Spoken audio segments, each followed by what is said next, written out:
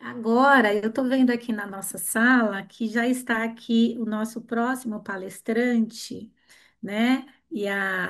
Tanto o doutor como a doutora, doutor Luiz Gabriel e a doutora Annelise Assunção, que vão agora nos prestigiar nesse último painel, né? Desse evento do Novembro Negro pela Manhã. Doutora Annelise, muito prazer em tê-la aqui conosco. É uma honra contar aqui com a sua presença nesse nosso evento do Novembro Negro do IBCCRIM. A gente que não se conhece, eu sou a Débora Ribeiro. Você me ouve bem? Seu Ouço microfone sim. está. Ah, tá. Seu microfone está desligado. O doutor Luiz Agora me Gabriel, eu escuta? estou vendo. Sim, sim.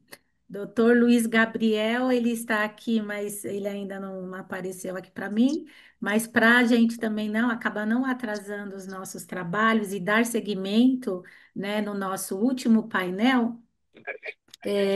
Como vai, doutor Luiz? Bom dia, é um prazer tê-la aqui conosco, tá? Estamos no último painel do nosso evento, agora pela manhã, e nós vamos tratar. Eu estou aqui com a doutora Annelise Assunção e o doutor Luiz Gabriel Batista Neves, que eles vão nos falar sobre os desafios atuais no âmbito da prova do direito penal. É, eu só apenas vou ler o currículo de vocês aqui. Deixa eu pegar minha colinha um minutinho. Bem, eu estou aqui com a doutora Annelise, que ela é advogada criminalista, doutoranda em Sociologia e Direito na Universidade Federal Fluminense, pesquisadora visitante da Universidade de Lincoln, na Inglaterra. E na sequência, eu também estou com o doutor Luiz Gabriel Batista Neves. Ele é doutor em Direito pela UFBA, né? Universidade Federal da Bahia. E ele é ex-presidente do IBAP, né? Que eu não sei o que é. É professor de processo penal. Ele é diretor aqui do IBCCRIM. Ele é auditor do STJD de futebol. Pela ordem, eu posso começar primeiro pela doutora Annelise? Alguém tem algum horário agora pela manhã? Tá, então, eu vou passar a palavra para a doutora. É um prazer tê-la aqui. Eu falo em nome do IBCCRIM, né, em nome de todos aqui. É muito, muito prazer e uma honra tê-los aqui conosco. Então, eu passo a palavra para a doutora, que pode nos brindar aí com os seus conhecimentos. Bom dia. Eu agradeço imensamente, senhora Débora Ribeiro, também na pessoa da Camila Torres, do Vinícius Assumpção, pelo convite, pela oportunidade de participar desse evento incrível e falar sobre os desafios atuais no âmbito da prova penal no Brasil. É falar sobre uma questão tensa, né? Porque o sistema de justiça criminal brasileiro, ele foi forjado na Inquisição, na colonização e na escravidão. Então, o Brasil, enquanto um país periférico, ele caracteriza-se por profundas desigualdades socioeconômicas e uma parcela específica da população, que a gente sabe muito bem qual é, da população negra, ela é estigmatizada e associada à prática de crimes como resultado direto do legado escravocrata vivido pelo nosso país, enfim, é a herança infeliz que a gente tem. Então, essa estigmatização, ela vai evidenciar a permanência, a persistência de mecanismos de exclusão social, institucional, revelando a continuidade dessas práticas discriminatórias que atravessaram gerações, né, mais de 300 anos aí de escravidão e de colonização, e vão reforçar esse ciclo de marginalização e de vulnerabilidade dessa população negra. Então, portanto, assim, a minha conversa hoje vai ser baseada nesses três aspectos históricos e estruturais que vão ajudar a gente a compreender melhor os desafios que envolvem tanto a obtenção e a preservação das provas, quanto a sua interpretação pelos tribunais, já que os tribunais eles são compostos por pessoas majoritariamente brancas, né, enfim, num movimento oposto da composição da população brasileira, né, a gente tem, se eu for falar no percentual aí, não corresponde à realidade, então o que a gente vê no tribunal é uma composição totalmente fora da estrutura social brasileira, E outra consequência desse legado histórico é que no Brasil existe um arbítrio exacerbado dos juízes e uma ausência de uniformização dos entendimentos no tribunais, o que vai evidenciar a inexistência de um sistema de precedentes, que vai produzir instabilidade no nosso judiciário. E aí, assim, não preciso. Eu falo isso porque, Nelly, como é que você vai falar que não tem precedente no Brasil, não tem cultura de precedente? Pode não ser muito forte, mas a gente tem as súmulas vinculantes. Não, a gente até tem as súmulas vinculantes, mas elas não vinculam. Eu vou dar só dois exemplos aqui. Um deles tem a ver direto com a questão da prova.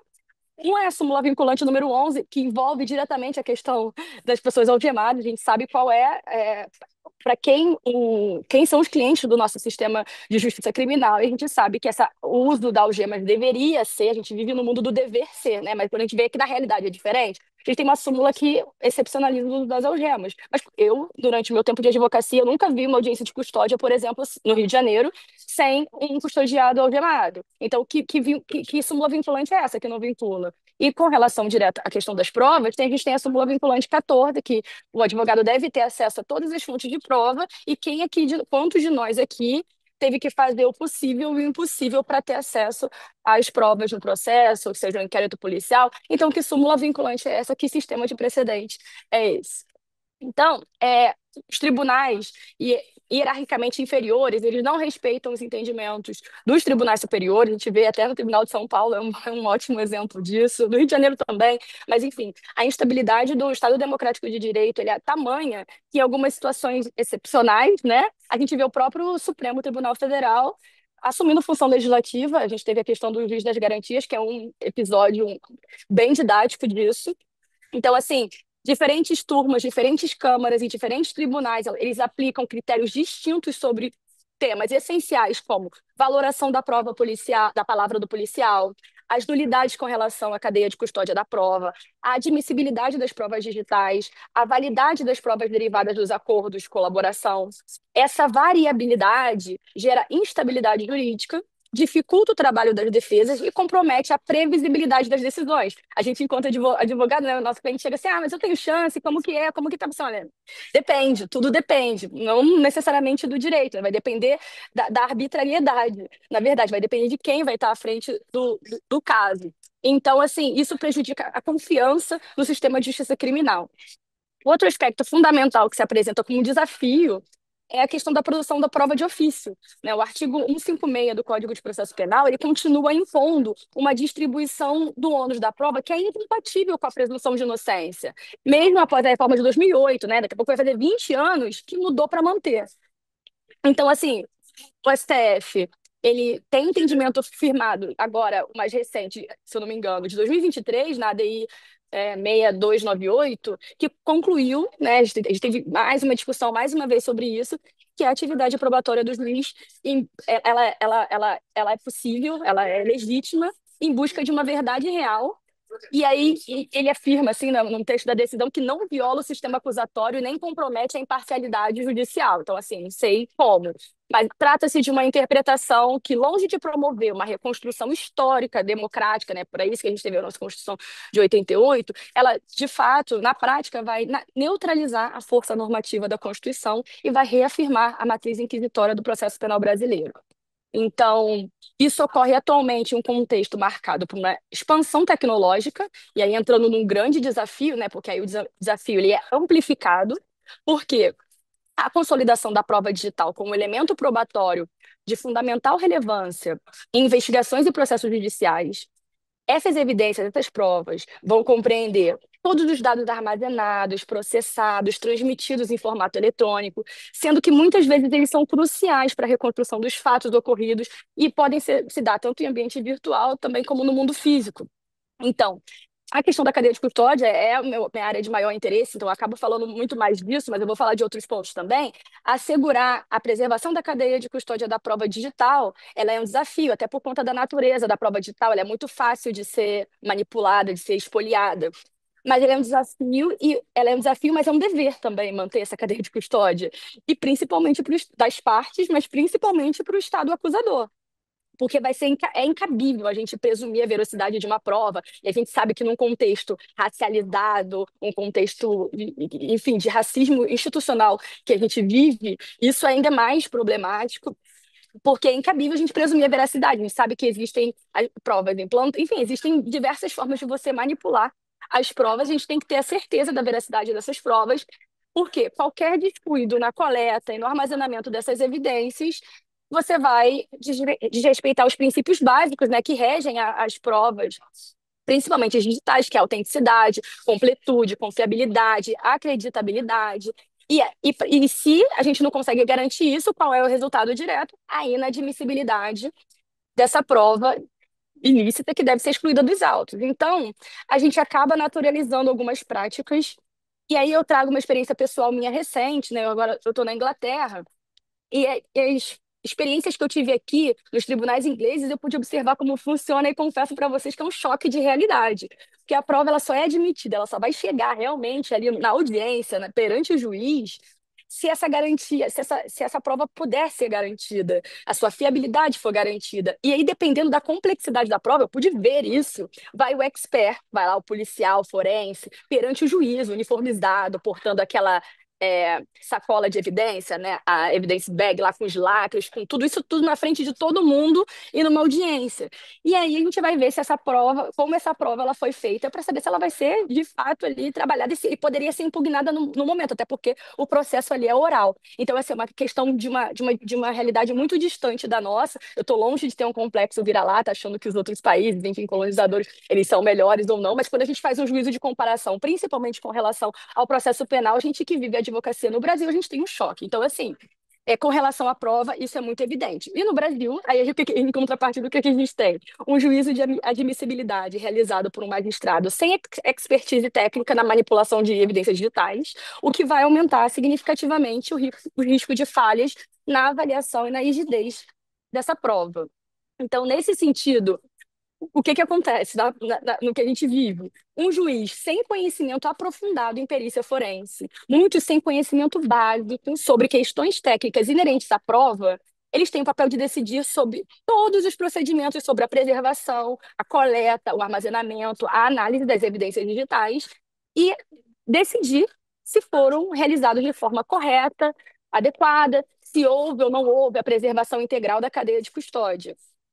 Então, assim, a gente tem que dialogar, e assim, eu sou uma estudiosa do assunto, longe de ser uma expert, mas enfim, às vezes a gente vai lidar ali, a gente vê um desafio muito grande, a gente precisa desenhar, e muitas vezes eles não têm condições de entender. Um outro desafio que eu pontuei aqui para compartilhar, né, para a nossa troca de hoje, é referente à qualidade da prova testemunhal. E nessa, assim, o racismo, as questões raciais, assim, são muito fortes. Por quê? O Brasil ele ainda mantém uma cultura processual fortemente dependente da palavra dos policiais, mesmo quando essa prova ela não é acompanhada, não é corroborada com outros elementos. No caso do reconhecimento de pessoas, que pode ser fotográfico e tudo, aí então é um dos pontos mais críticos, porque a gente até teve decisões recentes do STF que estabeleceram critérios rigorosos para o procedimento do reconhecimento. A prática cotidiana, ela revela que muitos casos continuam desrespeitando esses parâmetros. 226 ainda é mera recomendação na prática, que eu estou falando, porque é o que a gente tem é a decisão que é posta e quando a gente vai ver a aplicação dela, não existe justamente por conta dessa falta de vínculo, né? As decisões não vinculam, enfim, a gente tem uma arbitrariedade calcada no nosso sistema de justiça criminal. E aí, o que que vai resultar nisso? O que o pessoal chama do que quiser, né? Erro judiciário, são condenações baseadas em reconhecimento irregular, e muitas vezes eu vejo que é um reconhecimento falho ou contaminado por vieses chamados de inconsciente, que eu me refuso a dizer que é um viés inconsciente. Eles acham outras expressões mais suaves, né? Para suavizar, para falar de racismo. Que viés inconsciente é esse de você apontar uma pessoa preta, que a gente sabe, num trabalho que teve no final de 2023 da Defensoria Pública do Rio de Janeiro, 85% dos casos de reconhecimento errado, né, enfim, inapropriado, o alvo foi de pessoas jovens e negras. Então, que vieses inconscientes são esses? Isso tem outro nome para mim. Enfim, a gente sabe que tem um recorte de raça e de classe social muito claro. Então, essa questão ela é especialmente grave porque ela afeta de modo desproporcional os jovens negros, periféricos, e gera uma seletividade penal e uma profunda sensação de insegurança jurídica. Com relação à prova pericial, a gente também tem outro problema estrutural, porque muitas vezes o processo penal brasileiro ele ainda opera sem perícias, que seriam essenciais ali para reconstruir os fatos, ou se apoiam em laudos produzidos de maneira insuficiente, sem metodologia transparente, que é impossível de replicar e, infelizmente, ainda continuam sendo aproveitadas no processo. Com relação aos desafios ligados à interceptação de comunicação e vigilância digital, né, que é um dos pontos em alta assim, que a gente tem discutido ultimamente, num contexto de sociedade da vigilância, há uma crescente expansão desses meios. Isso eu consigo ver bastante aqui na Inglaterra também. A gente tem uma coisa aqui chamada CCTV, que em todos os lugares você está sendo monitorado o tempo todo.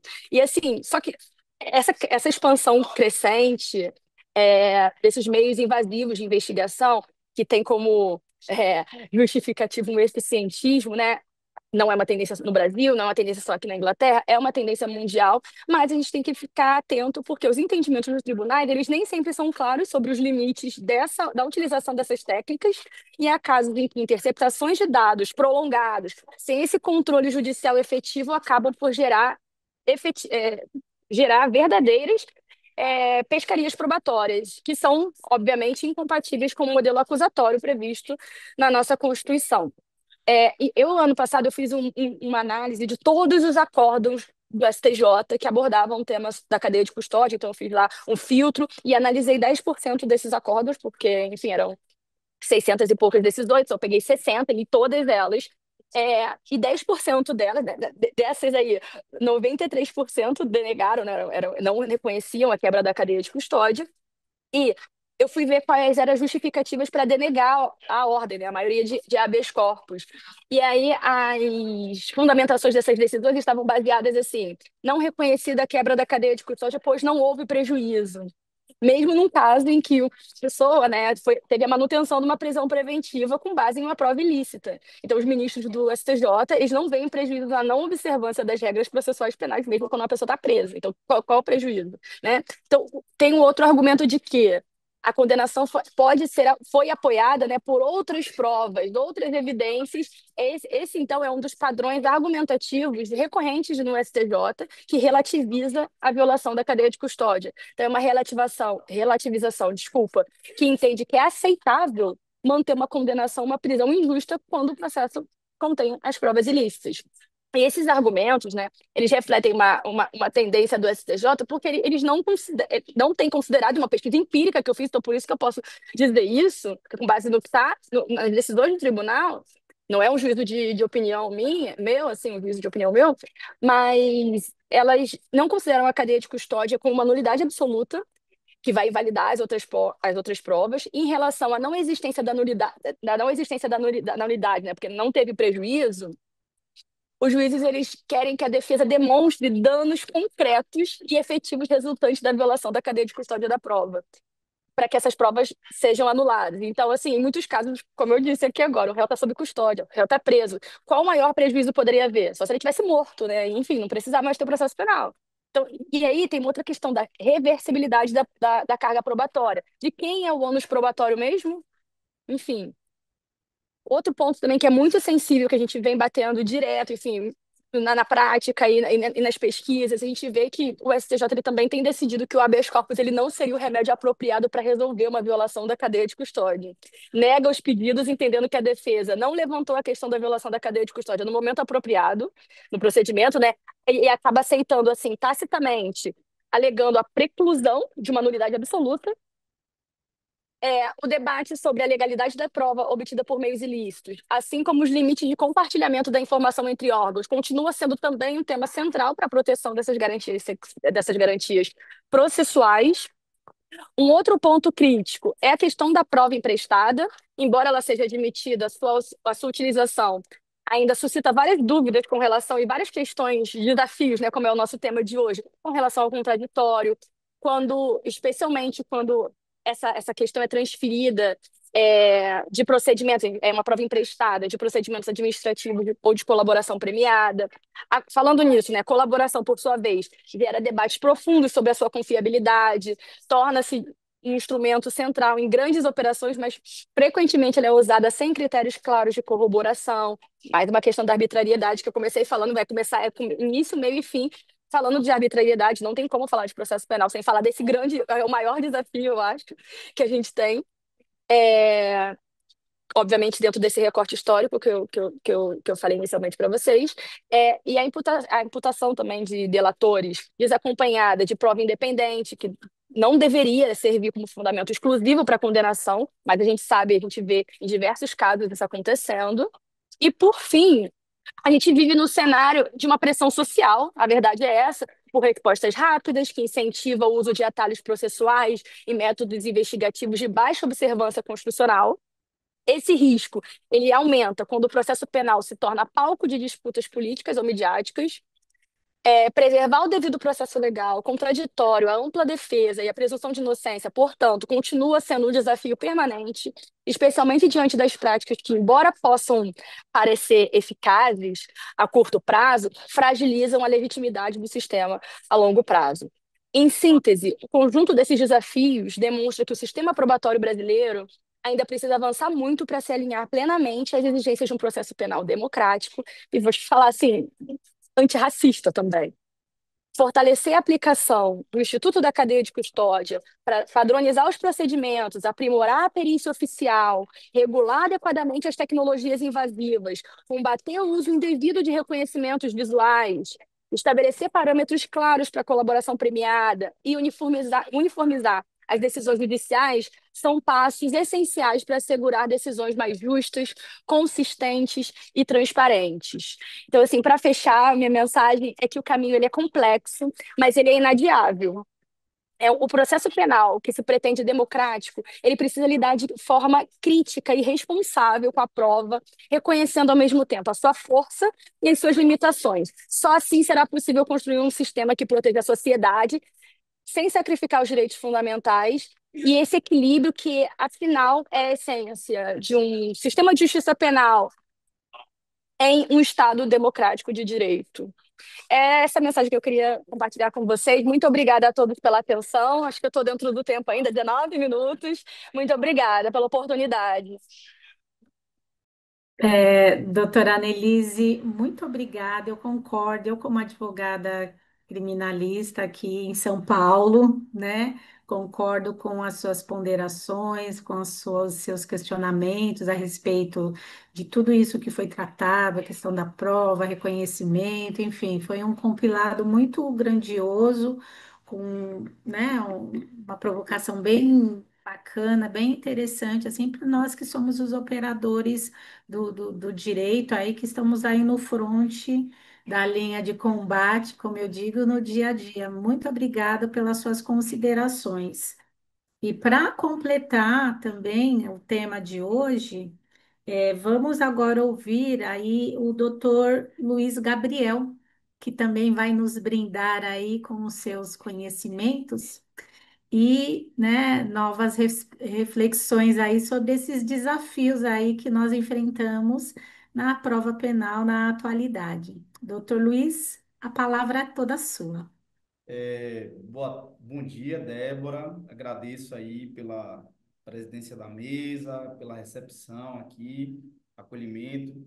Aproveito para parabenizar a Anelise Assunção, está aí afiada no tema da prova e empolgada e com diversas atualidades, digamos assim. Quero também agradecer a Camila Torres, que fez o convite, parabenizar a UBC CRIM, toda a diretoria, né, por promover o evento, este evento. E aqui eu não vou me alongar muito, a Annelise falou muito, bem, de forma abrangente, sobre esses desafios atuais da prova em âmbito do processo penal, mas eu queria fazer 4 ou 5 observações nesse tempo que me cabe, que eu acho que a gente são observações que vão colocar exatamente a questão onde, para mim, ela deve ser colocada. Doutor Luiz Gabriel, Oi, tudo bem? Bom dia. bom dia. Deixa eu te falar uma coisa, tá um pouco baixo o som. Eu estou ouvindo, mas eu acho que talvez você possa aumentar um pouquinho o seu microfone. Eu queria, já que já quebrei o protocolo aqui, interrompi sua fala, queria te agradecer por estar conosco aqui. A gente tem dois grandes especialistas. Luiz Gabriel tem tese premiada, enfim, é uma pessoa que tem muito acúmulo nesse assunto, então eu tenho certeza que são 4 ponderações, mas são 4 ponderações fundamentais. E a Annelise também, que é uma pessoa que, embora jovem, tem já muita bagagem e muita experiência para falar sobre prova e geolocalização e muitas coisas. Acho que a gente tem um painel incrível aqui. Então, Luiz Gabriel, se você puder, veja só se consegue aumentar um pouquinho para a gente te ouvir melhor. Tá, tô pesquisando aqui, eu não sou dos melhores. Tá aqui no chat. Eu vi aqui as indicações.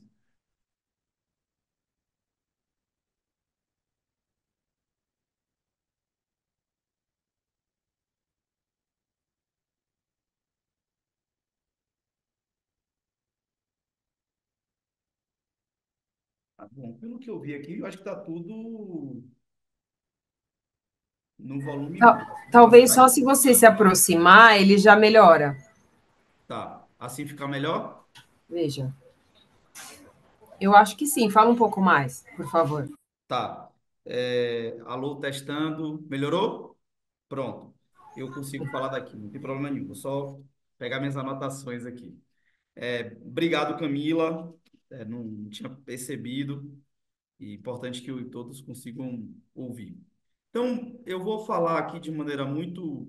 Tocar em um ponto que, para mim, é o ponto dessa questão da prova no processo penal. Eu acho que tem muitas questões que nós podemos debater, e a Annelise teve aqui uma felicidade de trazendo vários, né, dando notícia, até porque o tempo é curto, dos vários problemas probatórios que nós enfrentamos. Ela saiu apontando diversas questões. E aí eu vou aproveitar a fala dela e vou, em cima do que ela disse, trazer da onde eu estou olhando esse problema da prova no processo penal. Eu até escrevi aqui. O primeiro ponto é que eu acho que já de algum tempo a gente precisa pensar defender uma nova dogmática processual penal, né? Ou pela defesa de um conhecimento ou de uma formação contra-majoritária ou aquilo que se convencionou chamar de epistemologia do Sul. Então não dá para não falar num país como o Brasil, um país não é crível pensar que num país como o Brasil, hoje de manhã eu conversava por mais de 2 horas com o Cleifson Dias, que vai estar aqui com a gente hoje de noite, não dá para se pensar num país como o Brasil, um país racista, classista, machista e com vários problemas em relação à população, a determinadas populações, que a gente ainda construa o direito do ponto de vista dogmático, né? Eu sei que tem muita gente que acertadamente tem pensado assim, o futuro do direito, o futuro do processo, o que pensar, mas assim, a gente precisa hoje, imediatamente, de uma dogmática processual penal que esteja estruturada a partir de outros elementos no campo analítico, e aí eu acrescento a teoria crítica racial como uma importante teoria para que estruture o direito, a dogmática jurídica e a dogmática processual penal a partir de sua teoria. Vou concluir com isso, comecei com isso, eu vou concluir com isso, sugerindo quais seriam os campos analíticos, as contribuições analíticas da teoria crítica racial para uma dogmática processual penal, não só comprometida com a questão racial, mas uma dogmática jurídica processual penal estruturada a partir da teoria crítica racial. Esse é o primeiro ponto. Um segundo ponto é que, para mim, o estudo das provas no processo penal necessita da relação interdisciplinar que possui com a filosofia política, a filosofia moral, o debate político, a filosofia da linguagem, a filosofia da mente e a teoria crítica racial. E aí, nesse aspecto, a pergunta que surge, que é do painel, então, quais são os desafios da prova no processo penal? E aí eu responderia, depende. Depende. Para uma determinada população ou para uma minoria que não compõe o grupo majoritário dos réus no processo penal, aqueles ditos crimes econômicos, empresariais, crimes licitatórios, crimes contra o sistema financeiro nacional, a gente tem determinados desafios, né? A Annelise até já trouxe diversos exemplos. A fiabilidade da prova no processo penal, o controle da cadeia de custódia, a diversidade do conhecimento técnico sobre provas digitais, algoritmo, rastreamento do identificador, o volume de terabytes dessas provas e o desequilíbrio do manuseio entre acusação e defesa. o problema técnico e metodológico das mais diversas perícias, o nível de intervenção de medidas probatórias nos crimes empresariais ou nas chamadas grandes operações, a ausência de observância do conhecimento básico na produção da prova em crimes licitatórios, em especial no caso de grandes obras de engenharia. Por exemplo, estou lidando com uma situação de que se discute situações técnicas de fundações em sapatas, fundações e hélices, e conhecimento próprio da engenharia, que eu tive que mergulhar, inclusive estudar para entender melhor, e que isso chega no sistema de persecução penal e lida-se da pior forma possível, sem nenhum critério técnico para que nós do direito lidamos com isso. A confiabilidade, os critérios de confiabilidade das delações premiadas, o uso da inteligência artificial na produção da prova em âmbito penal e a ausência de mecanismos de controle. Então, a gente tem são diversos os temas que a gente tem assistido, em especial quem está no dia a dia e que lida com esse tipo de demanda em âmbito penal, e que a gente poderia aqui sair discutindo a ausência da central de cadeia de custódia no Brasil, que desde a Lei 13.964, quando modificou o artigo 158-A, e trouxe a cadeia de custódia tipificada no Código de Processo Penal, e a gente ainda não tem uma padronização, a ausência de controle, o desequilíbrio de terabytes, a acusação passa meses e meses e meses e meses para produzir uma investigação e depois oferecer uma denúncia, apresenta terabytes probatórios de provas e de material probatório, e a defesa às vezes tem 10 dias para responder a acusação, o que gera um desequilíbrio dessas provas. O rastreamento o rastreamento identificador, a questão do algoritmo, a questão da geolocalização, as portas de entrada e de saída. Então, a gente tem uma série de questões que estão sendo colocadas, estão sendo postas, muitas no âmbito tecnológico, e que eu acho que necessita, assim, de um grande debate, e a iniciativa do BCCRIM é louvável, porque traz para a gente uma ideia de que precisamos debater a prova no processo penal e da riqueza probatória e da riqueza de como se pode produzir prova no processo penal. Mas, para uma outra parte, e aí a parte majoritária das pessoas que ocupam o banco dos réus no processo penal, o problema é outro, no meu sentido. Se a gente olhar para a população carcerária brasileira e para as pessoas que estão lá atingidas pelo processo penal hoje, presas em razão de uma decisão definitiva, de uma condenação ou de uma prisão temporária, de uma prisão provisória, prisão preventiva, a gente vai perceber que o problema é outro. 70%, cerca de 70% das pessoas que respondem a um processo penal hoje respondem em razão de dois tipos penais. São os crimes da lei de drogas, em especial o tráfico de drogas, e os crimes contra o patrimônio, e aí destaca-se o crime de roubo. E quando a gente olha para esses processos, Débora, a gente percebe que o problema e os desafios da prova em âmbito penal são os desafios de muitos e muitos e muitos e muitos anos e que permanecem o mesmo, que é a ausência de prova para se denunciar, processar e condenar determinada pessoa. E o pior, com provas extremamente carentes de qualquer grau de confiabilidade ou de fiabilidade probatória. Então, a gente olha para os crimes de tráfico de drogas. Eu fiz uma pesquisa empírica durante minha tese de doutorado, que foi uma pesquisa de todos os processos de tráfico de drogas nas 3 varas daqui de Salvador, especializadas. E aí eu fiz um levantamento e fiz uma leitura capa a capa de 380 processos, né? Para saber assim, qual é o critério para se denunciar e se condenar uma pessoa nos crimes da lei de drogas e notadamente no crime de tráfico de drogas, artigo 33. E lá nós tínhamos a palavra do policial, o material apreendido, algumas vezes uma pequena quantidade de dinheiro e poucos outros elementos. Alguns casos, poucos. Eu posso trazer os dados depois. Armas, alguns outros dados, balança de precisão, caderno de anotação, mas muito poucos casos. Na imensa maioria dos casos, mais de 70% dos casos, a palavra do policial ela era determinante para a condenação ou a absolvição do sujeito no crime de tráfico de drogas. quando o policial chegava em juízo e dizia que não se recordava, que ele não mais lembrava daqueles fatos, que realmente não se lembra nem da figura do processado ali, do denunciado, e quando o seu depoimento acaba caindo em algum grau de contradição mais severa, aí pode sim, nesses casos, conduzir a uma absolvição. Mas quando o policial militar chegava em juízo e confirmava aquele depoimento prestado perante a autoridade policial no momento da prisão em flagrante, dificilmente o resultado final não seria de uma condenação.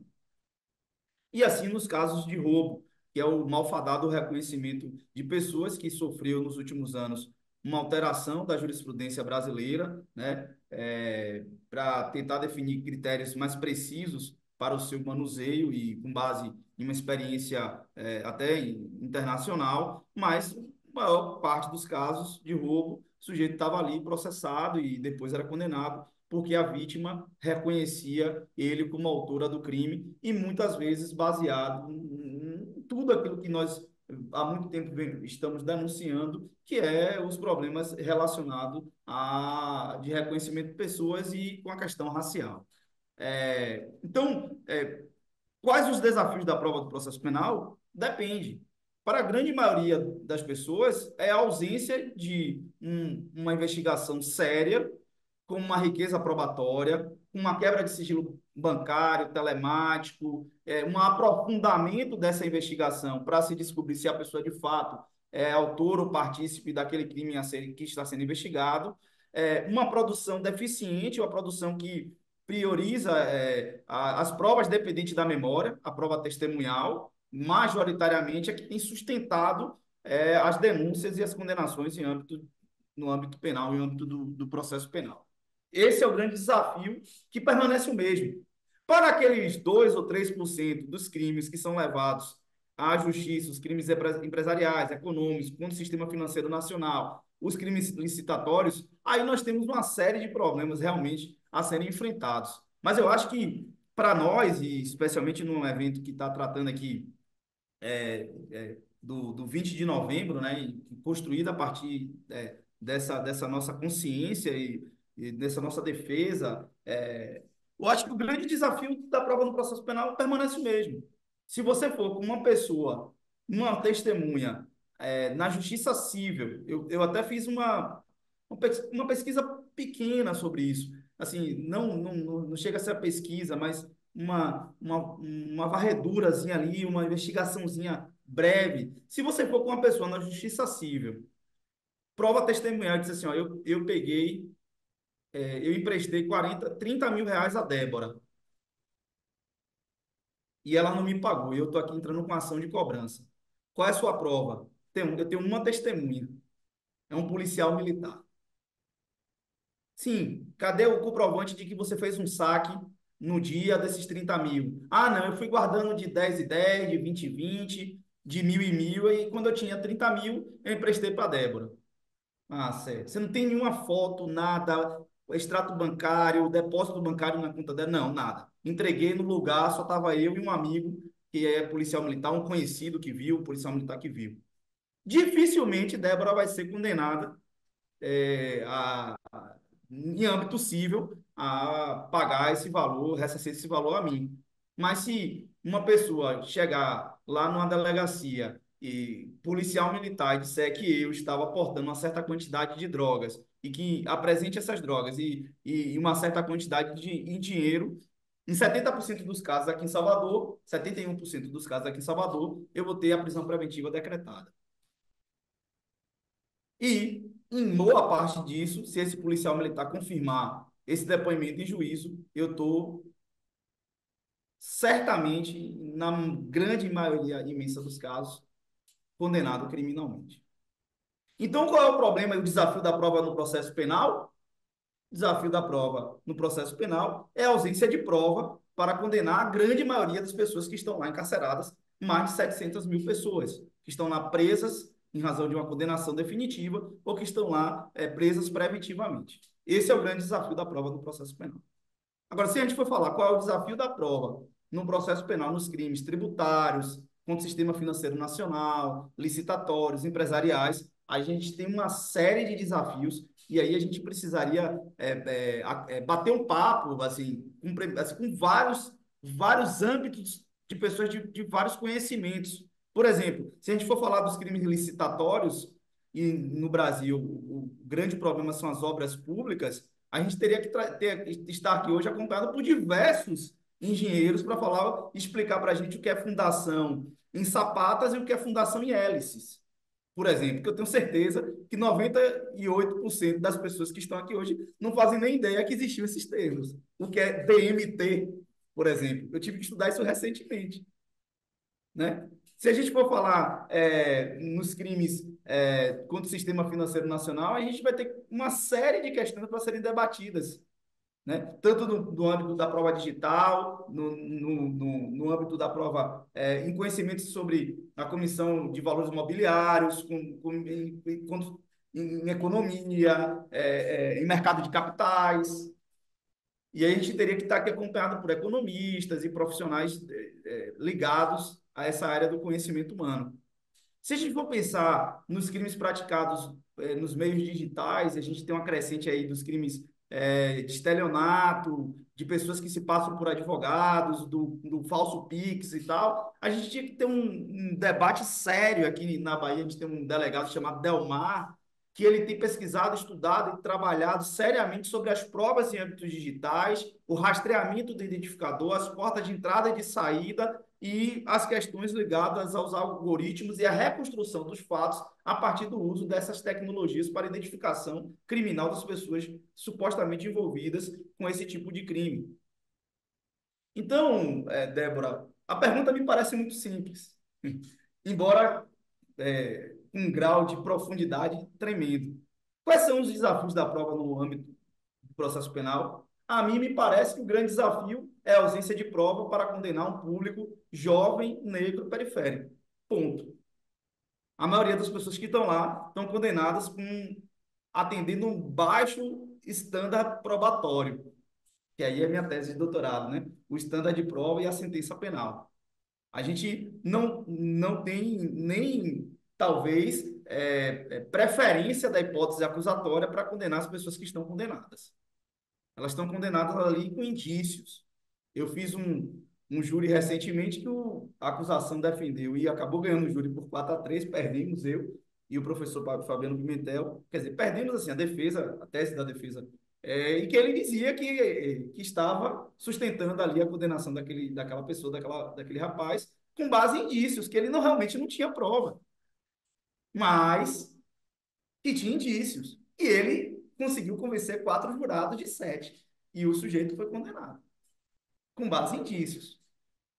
Um rapaz jovem, preto e pobre. Então, qual é o principal desafio da prova no processo penal? A mim, a ausência de prova. É uma resposta assim meio curta e óbvia. As pessoas negras estão condenadas, quando não mortas, quando não assassinadas, quando não vítimas de um genocídio sem fim, sem limite, sem direito nem à jurisdição. O sujeito vai lá, entra, mata, sem nenhum indício, sem a pessoa nem estar no mandato lá de busca.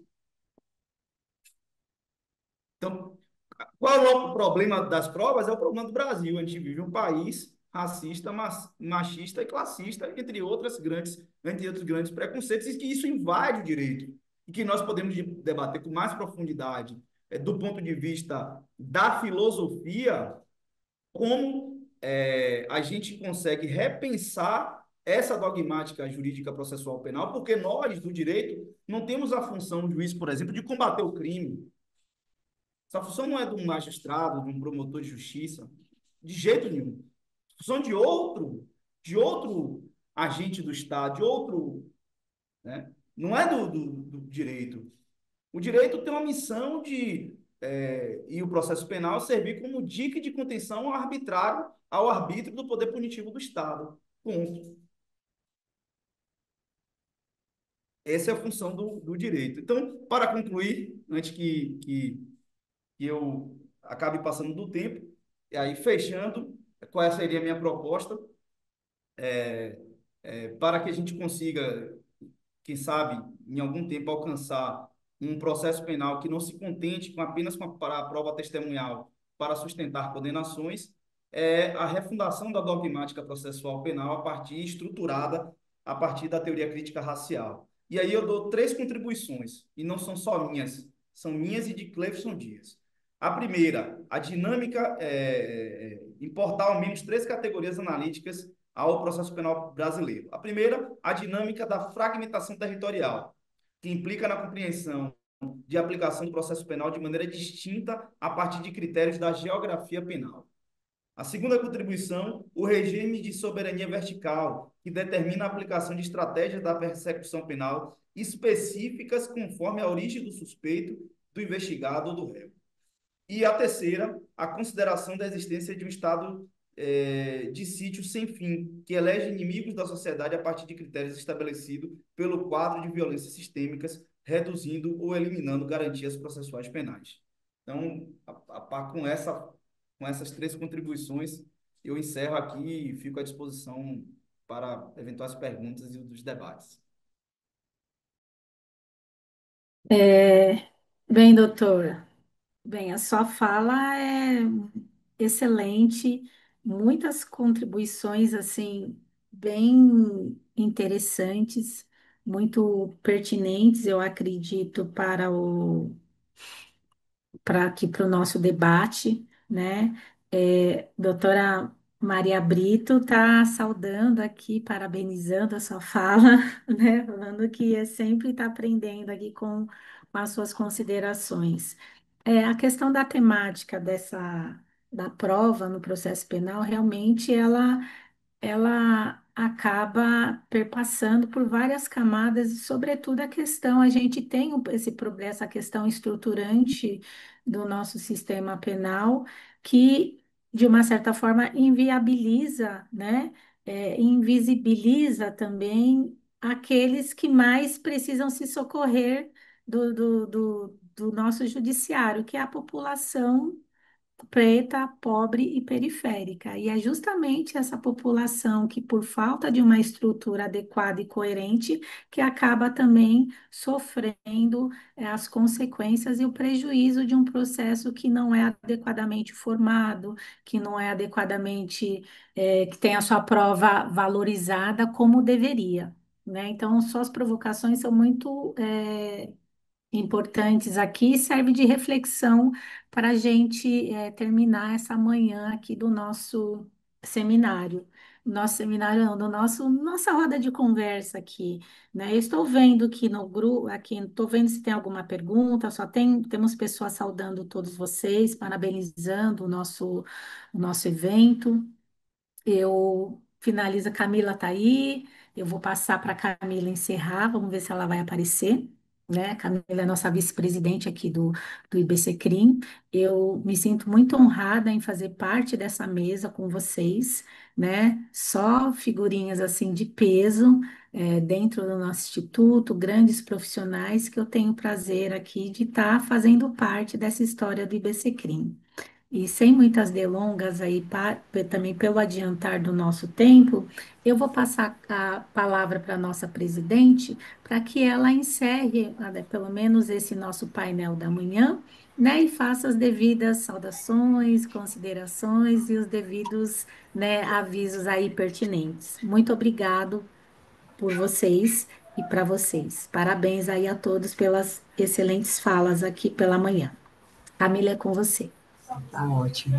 Eu queria, então, mais uma vez agradecer. Vou começar pela Annelise, que foi a primeira painelista. Agradecer demais. Ela está fora do Brasil, está na Inglaterra estudando e conseguiu adequar a agenda, mesmo confuso, para falar um pouco com a gente.